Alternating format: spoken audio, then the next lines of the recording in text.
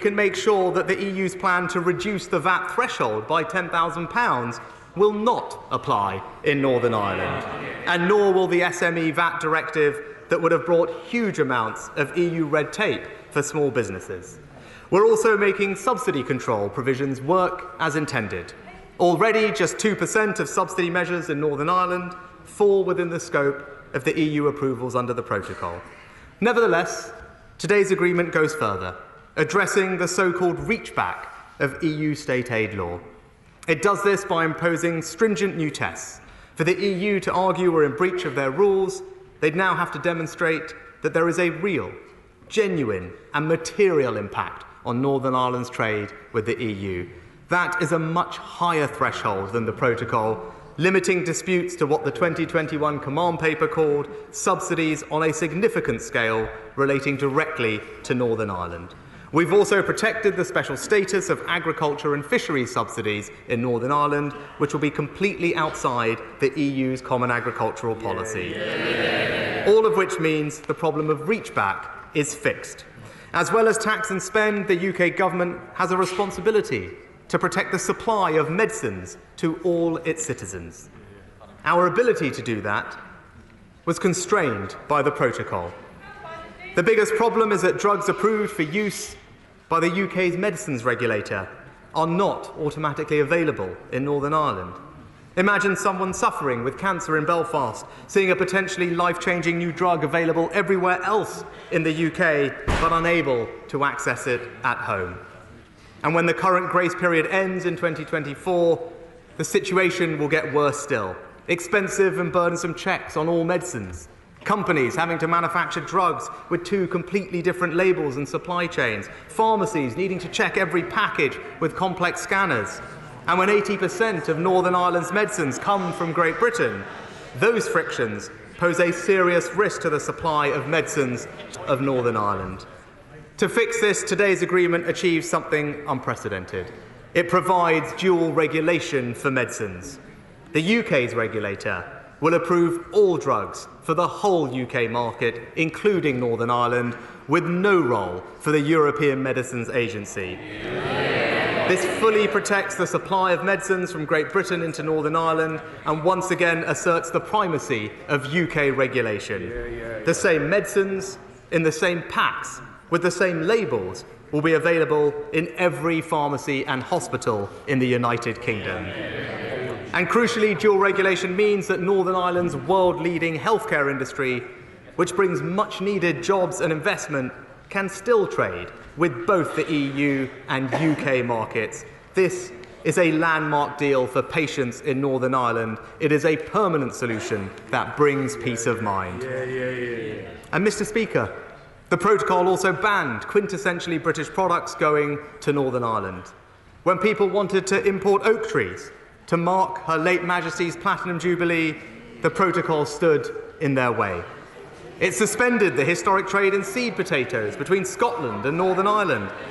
And if implemented, it would create massive costs and bureaucracies for people travelling around the UK with their pets, disrupting family life and our family of nations. That's why today's agreement will lift the ban on shrubs, plants and trees going to Northern Ireland. Lift the ban on the movement of seed potatoes, particularly important for Scottish businesses. And we will deliver this by expanding the existing UK plant passport scheme. And when it comes to pets, we have made sure that people from Northern Ireland will have completely free access to travel to Great Britain. And if you're a pet owner travelling from Great Britain to Northern Ireland, just make sure your pet is microchipped, and then all you'll need to do is simply tick a box when booking your travel. So whether it's lower VAT rates, lower VAT, Jubilee Oaks in garden centres, seamless travel with pets, seamless trade in seed potatoes, or the seamless supply of cutting-edge medicines, all of this now available for everyone, everywhere in the United Kingdom. And Mr. Speaker, the Windsor Framework goes further still, safeguarding sovereignty for the people of Northern Ireland and eliminating the democratic deficit. Fundamentally, the protocol meant the EU could impose new laws on the people of Northern Ireland without them having a say. I know some members say that EU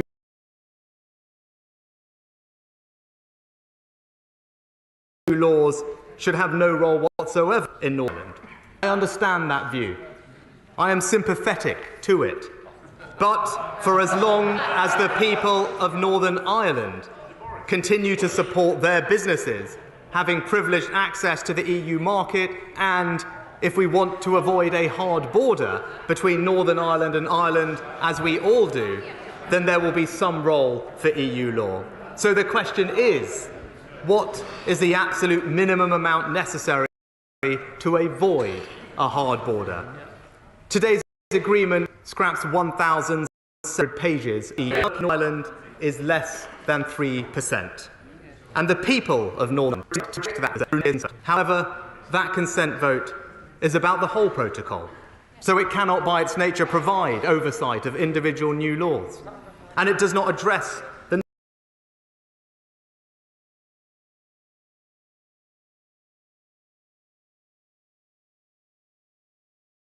number one challenge to sovereignty made by the protocol, the ability of the EU to impose new or amended goods laws on Northern Ireland without them having a say. To address that, today's agreement introduces a new Stormont break. The Stormont break does more than just give Northern Ireland a say over new EU laws. It means they can block them. How will this work? The democratically elected Assembly can oppose new EU goods rules that would have significant and lasting effects on their everyday lives. They will do so on the same basis as the petition of concern mechanism in the Good Friday Agreement, needing the support of member states if the UK government all divide how the UK government will use that break.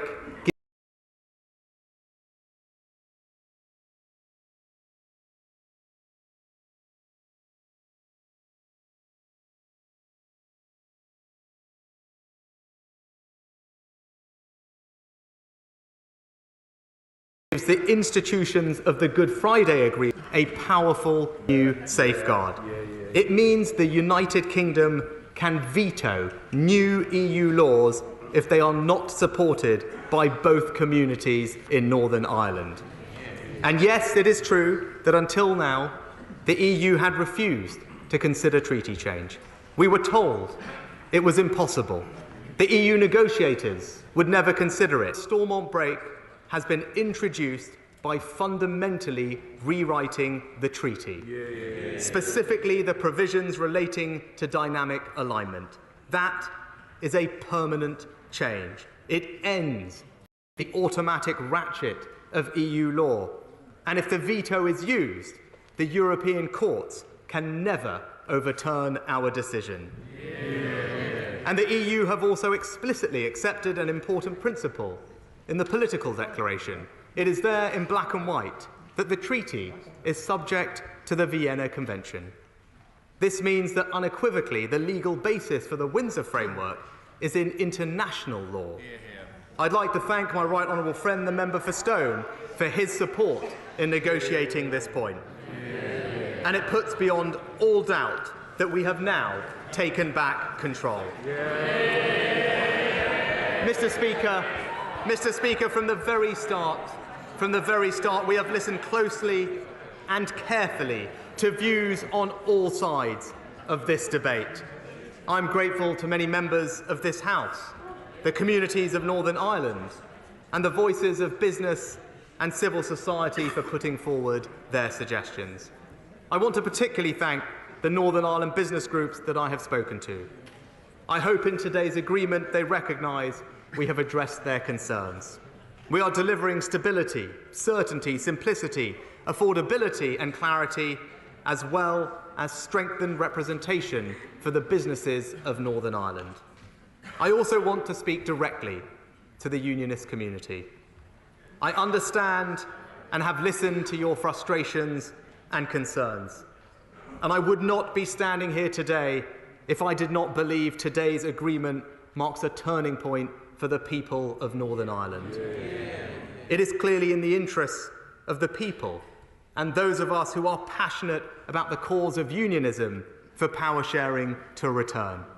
Of course, parties will want to consider the agreement in detail, a process that will need time and care.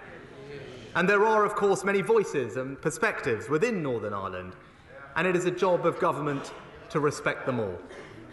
But I have kept the concerns raised by the elected representatives of unionism at the forefront of my mind, because it is their concerns with the protocol that have been so pronounced.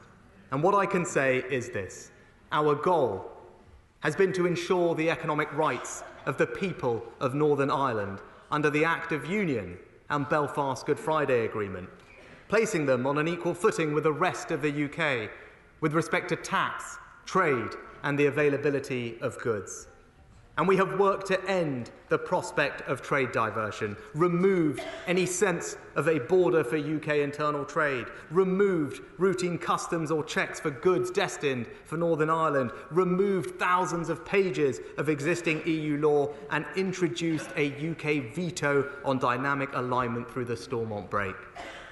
We have created a form of dual regulation where it works and it is needed most in sectors like medicines and food retail. We have delivered unfettered access to the whole UK market for Northern Ireland's businesses, and we will take further steps to avoid regulatory divergence in future. We've secured a clear EU commitment and process to manage future changes with a special goods body, and all of this means Northern Ireland's businesses have continued access to the EU market as they requested. It means we have protected the letter and the spirit of Northern Ireland's constitutional guarantee in the Belfast Agreement, with the Stormont break creating an effective cross-community safeguard. There are, Mr. Speaker, two distinct economies on the island of Ireland, and that will remain the case. Today's agreement puts beyond all doubt that Northern Ireland's place in the internal market and United Kingdom is fully restored. Mr. Speaker, I want to conclude by directly addressing the question of the Northern Ireland Protocol Bill.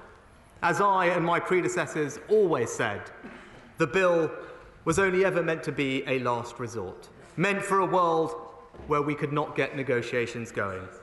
As the government said at the time of introduction, our clear preference remains a negotiated solution. Now that we've persuaded the EU to fundamentally rewrite the treaty text of the protocol, we have a new and better option. The Windsor Framework delivers a decisively better outcome than the bill, achieving what people said could not be done and what the bill does not offer. It permanently removes any sense of a border in the Irish Sea.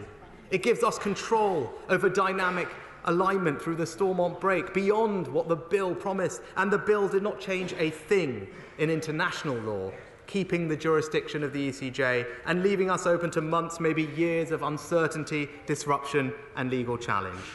Today's agreement makes binding legal changes to the treaty itself and is explicitly based in international law. And unlike the bill, it is an agreement that provides certainty, stability and, crucially, can start delivering benefits almost immediately for the people and businesses of Northern Ireland. Of course, the House would expect to be informed of the government's updated legal position on whether there is a lawful basis to proceed with the bill, so I'm publishing it today. It says that because we have achieved a new negotiated agreement which preserves the balance of the Belfast Good Friday Agreement, the original and sound justification legally for the bill has now fallen away. In other words, neither do we need the bill, and nor do we have a credible basis to pursue it. As such, we will no longer proceed with the bill, and the European Union will no longer proceed with their legal actions against the UK. Instead, we will pursue the certainty of a new way forward with the Windsor Framework. And let me just remind the House of the full breadth and significance of what we have achieved today. We've achieved free-flowing trade with a green lane for goods, no burdensome customs bureaucracy, no routine checks on trade, no paperwork whatsoever for Northern Irish goods moving into Great Britain, and no border in the Irish Sea.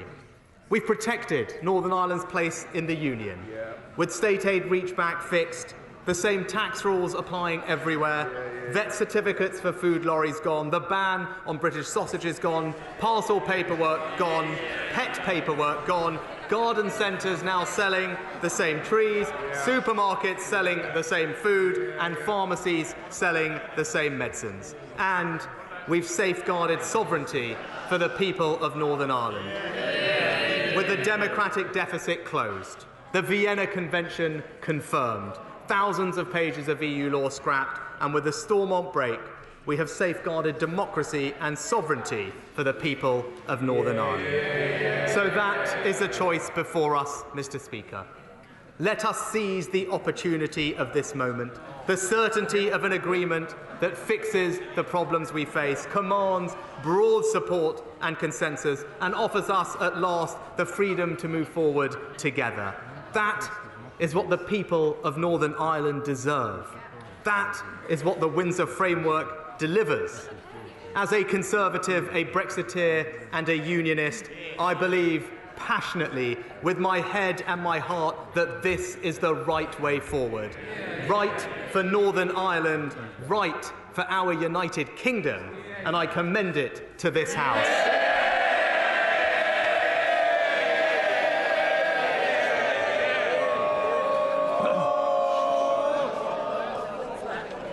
Thank you.